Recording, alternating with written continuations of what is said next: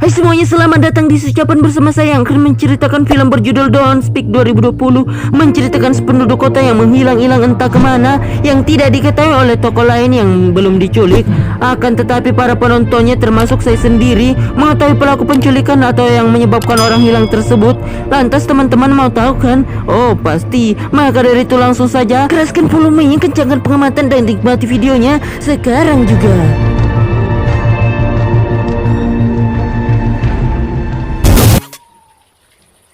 Dimulai dengan seorang ibu yang ingin menjemur pakaiannya di tengah malam. Namun si anak gadis yang melihat ibunya pun memutuskan untuk menggantikannya. Dan baru saja dua pakaian yang digantung, tiba-tiba ia terbengong. Dan tak lama kemudian ada sesosok makhluk yang menariknya.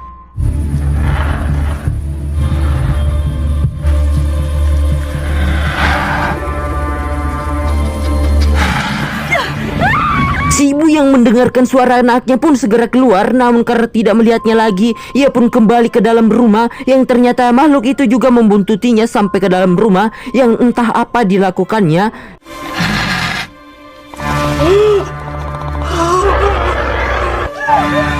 Karena rupanya film pun baru juga dimulai. Kemudian diperlihatkan ibu-ibu cantik bernama Rita, yang mana saat itu ia sedang teleponan dengan ibunya yang disebut Mary, dengan maksud tujuan memberi kabar untuk menjenguk ayahnya atau suami Mary yang sedang sakit di kampung. Dan selesainya teleponan, si suami Rita bernama Alan menghampirinya dengan maksud memberitahunya bahwa si Alan ini akan meminta izin cuti pada keesokan harinya. Singkat waktu, esok pun nongol, yang mana saat mereka ingin berangkat, anak Rita yang disebut Charlie beserta pacarnya yang dipanggil Tyler diperjanjikan untuk tidak ngomong saru, apalagi melakukan pengemputan saat berada di rumah neneknya nanti. And please, no sex talk. Setelah cukup lama dalam perjalanan, mereka singgah sebentar untuk beristirahat, yang mana tanpa sengaja anak Rita yang bernama Ben melihat papan pemberitahuan untuk hati-hati supaya tidak terganggu. Lantas entah apa maksudnya ya, tapi yang jelas mereka tetap melanjutkan perjalanannya. Dan singkat waktu saat sampainya di rumah Mary, justru rumah tersebut sudah tidak terhuni lagi. Dan untuk mendapatkan kabar apa yang terjadi, Rita beserta Alan pergi ke rumah tetangga Mary, yang ternyata merupakan rumah dari ibu dan anak di awal film tadi. Dan berarti jelas rumah itu juga kosong. You here? Merasa ada yang tidak beres, Rita pun mencoba mencari tahu melalui telepon, akan tetapi tidak ada signal. Sehinggalah hasil Rita, Alan beserta Ben memutuskan untuk ke kota terdekat. Sementara Charlie dan Tyler menunggu saja di rumah. Namun saat ingin berangkat, mobilnya justru tidak mau dipakai, yang terpaksa mereka harus naik alas kaki saja. Dan singkat waktu saat berada di kota, ternyata suasananya sama saja sunyi, yang mana di situ Alan bertemu seseorang yang sudah sakarat, sembari memberitahu Alan untuk pergi dari sana saat itu juga. Go! Run! Di sini lain terlihat Charlie yang jalan-jalan di hutan menuju ke sebuah rumah kosong, dan tanpa sengaja ia menjatuhkan toples sampai pecah. Dan dari suara pecahan itulah mengundang makhluk yang merupakan di awal film tadi, dan mungkin untuk sebutannya kita sebut saja monster. Lantas Charlie yang melihat monster itu pun jelas langsung lari, dan sampailah ia di sebuah ruangan, yang ternyata di situ ada neneknya atau Mary yang dalam keadaan terbungkus. Lalu tiba-tiba,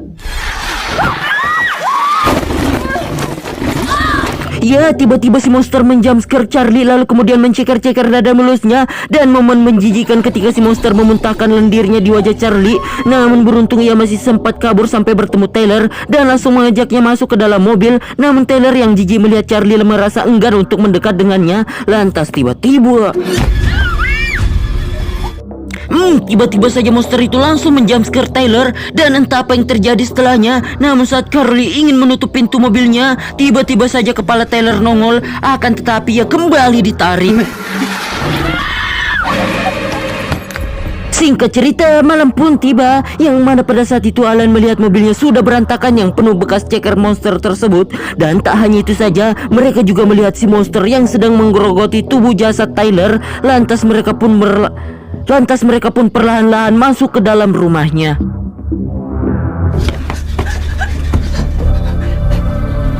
Setelah beberapa saat kemudian merasa si monster sudah pergi, Alan pun mencoba memberanikan diri untuk menyelamatkan Charlie yang terjebak di mobil. Akan tetapi saat ingin kembali ke dalam rumah, tiba-tiba saja si monster menangkap Alan. Namun beruntung Charlie masih sempat selamat, dan Rita yang melihat Charlie terluka-luka segera memperbaninya, sembari Charlie memberitahukan bahwa si nenek alias Mary masih hidup yang disekap oleh si monster di rumah kosong.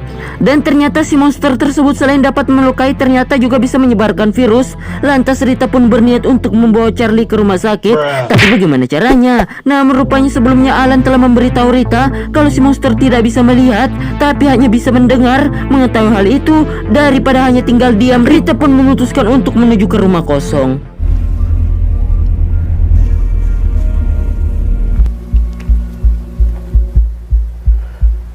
Beralih kepada Charlie yang tiba-tiba batuk refleks mengeluarkan dahak lendir yang seperti monster punya, yang langsung mengenai wajah Ben. Lantas ia pun segera mencuci wajahnya, sementara Charlie merasa geli di lengannya membuka perban yang sudah dipasang oleh ibunya, karena ternyata lukanya membengkak dengan mengeluarkan telur-telur yang seperti cicak punya. Dan saking gelinya Charlie pun mencungkil telur-telur tersebut dari lukanya.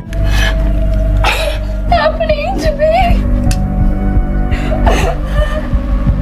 Di sisi lain terlihat Rita berhasil menemukan ibunya, dan saat ingin menolong ibunya tiba-tiba ia mendengar suara si monster. Lantas ia pun segera bersembunyi di gentong berisikan air. Namun karena sudah tidak kuat menahan nafasnya, ia pun nongol sehingga si monster mendengar suara, takutnya pun ingin menyerang. Akan tetapi rupanya Ben menyusul ibunya, yang mana pada saat itu Ben memancing si monster untuk mengejarnya. Sementara itu Rita merobek jaring yang memukus ibunya, yang mana pada saat jaring dirobek tiba-tiba keluar banyak sekali serangga yang ternyata berparasit di tubuh Mary. Oleh karena sebab itu, merasa sudah putus harapan, Mary pun menyuruh anaknya untuk meninggalkannya.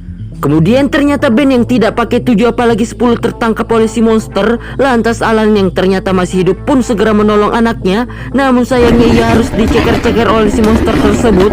Dan tak lama kemudian Rita datang untuk mengalihkan perhatian si monster sampai ia masuk ke dalam mobil.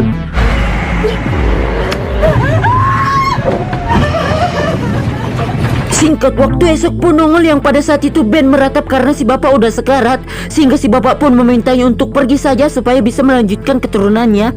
Lalu kemudian Ben pun menemui saudari perempuannya yang lagi berjalan sekaratul maut, dan merasa si monster telah menghancurkan keluarganya. Ben pun mengambil pistol. Lah kok baru diambil? Lantas sembari berjalan menuju mobil, Ben pun menemui ibunya yang sudah bernasib sama seperti neneknya. Dan saat ingin menembak si monster, tiba-tiba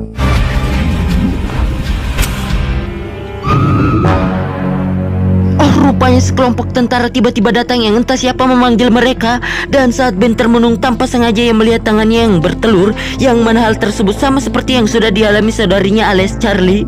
Dan apakah yang terjadi setelah itu? Penasaran? Oh sorry sekali karena film pun sudah selesai. Pesan tak bermoral yang bisa saya katakan ialah jangan tinggal di tempat yang jauh dari kesinambungan bermasyarakat.